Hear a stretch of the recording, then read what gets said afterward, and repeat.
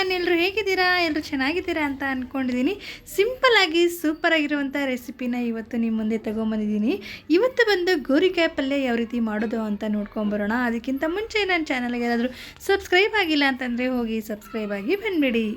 ಒಂದು ಪ್ಯಾನಿಗೆ 5 table spoon ಆಗುವಷ್ಟು ಎಣ್ಣೆನ ಸೇರಿಸ್ಕೊಳ್ಳಿ. ನಂತರ ಒಂದು ಅರ್ಧ ಟೇಬಲ್ ಸ್ಪೂನ್ ಆಗುವಷ್ಟು ಸಾಸಿವೆ, ಸ್ವಲ್ಪ ಸಿಡಿದ ನಂತರ ಕಡಲೆಬೇಳೆ, ಜೊತೆಗೆ ನೀವು ಬೇಕು ಅಂತಂದರೆ ಹೆಸರುಬೇಳೆ ಹಾಗೆ ಉದ್ದಿನಬೇಳೆ ಕೂಡ ಸೇರಿಸ್ಕೊಬೋದು. ಸೊ ನಾನಿಲ್ಲಿ ಜಸ್ಟ್ ಕಡಲೆಬೇಳೆನ ಸೇರಿಸ್ಕೊಂಡಿದ್ದೀನಿ. ಹಾಗೆ ಸ್ವಲ್ಪ ಫ್ರೈ ಮಾಡಿಕೊಂಡು ಸ್ವಲ್ಪ ಕರಿಬೇವಿನ ಸೊಪ್ಪು ಕೂಡ ಸೇರಿಸ್ಕೊಂಬಿಡೋಣ. ಸೊ ನಂತರ 2 ಮೀಡಿಯಮ್ ಸೈಜ್ ಆಗುವಷ್ಟು ಈರುಳ್ಳಿನ ತೊಗೊಂಡಿದ್ದೀನಿ.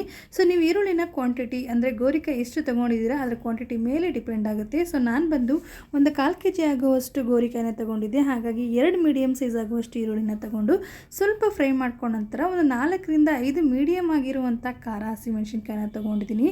ಸೊ ನೀವು ಬೇಕು ಅಂತಂದರೆ ಖಾರ ಸ್ವಲ್ಪ ಜಾಸ್ತಿ ಬೇಕು ಅನ್ನೋರಿದ್ರೆ ಜಾಸ್ತಿ ಕೂಡ ಸೇರಿಸ್ಕೊಬೋದು.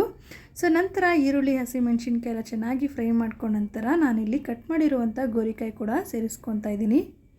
ಹಾಗೆ ಒಂದು ಚೆನ್ನಾಗಿ ಮಿಕ್ಸ್ ಕೊಟ್ಕೊಂಬೋಣ. ಸೊ ಇದೆಲ್ಲ ಬಂದು ಲೋ ಫ್ಲೇಮಲ್ಲಿ ಇಟ್ಕೊಂಡೇ ಮಾಡ್ಕೋಬೇಕಾಗುತ್ತೆ. ಯಾವುದೇ ಕಾರಣಕ್ಕೂ ಹೈ ಫ್ಲೇಮ್ ಮಾಡೋಕ್ಕೆ ಹೋಗಬೇಡಿ. ಮಿಕ್ಸ್ ಕೊಟ್ಕೊಂಡ ನಂತರ ಲಿಡ್ನ ಕ್ಲೋಸ್ ಮಾಡಿ 2 ನಿಮಿಷಕ್ಕೂ ಒಂದು ಸಲ ಓಪನ್ ಮಾಡಿ ಮಿಕ್ಸ್ ಮಾಡಿ ಲಿಡ್ನ ಕ್ಲೋಸ್ ಮಾಡಿ ಓಪನ್ ಮಾಡಿ ನೋಡಬೇಕಾಗುತ್ತೆ. ಸೊ ಇವಾಗ ನೋಡಿ 3/4% ಗೋರಿಕಾಯಿ ಎಲ್ಲ ಬೆಂದಿದೆ. ಸೊ ಇವಾಗ ನಾನಿಲ್ಲಿ ಒಂದು ಕಪ್ಪಲ್ಲಿ 1/4 ಕಪ್ ಆಗುವಷ್ಟು ನೀರನ್ನು ಸೇರಿಸಿ ಹಾಗೆ ಲಿಡ್ನ ಕ್ಲೋಸ್ ಮಾಡಿ ಬೇಯಿಸ್ಕೊತಾ ಇದ್ದೀನಿ.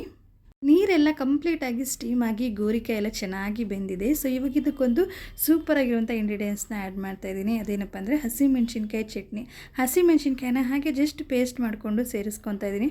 ಅದನ್ನು ಚೆನ್ನಾಗಿ ಒಂದು ಮಿಕ್ಸ್ ಕೊಟ್ಕೊಂಡು ಕೊನೆಯಲ್ಲಿ ಸ್ವಲ್ಪ ತೆಂಗಿನಕಾಯಿ ತುರಿನ ಸೇರಿ ಚೆನ್ನಾಗಿ ಒಂದು ಮಿಕ್ಸ್ ಕೊಟ್ಕೊಂಡ್ರೆ ಸೂಪರಾಗಿರುವಂಥ ಗೋರಿಕಾಯಿ ಪಲ್ಯ ರೆಡಿನೇ ಆಗೋಗ್ಬಿಡುತ್ತೆ. ಇದಕ್ಕೆ ಜಾಸ್ತಿ ಸಮಯ ಬೇಕಾಗೇ ಇರೋದಿಲ್ಲ.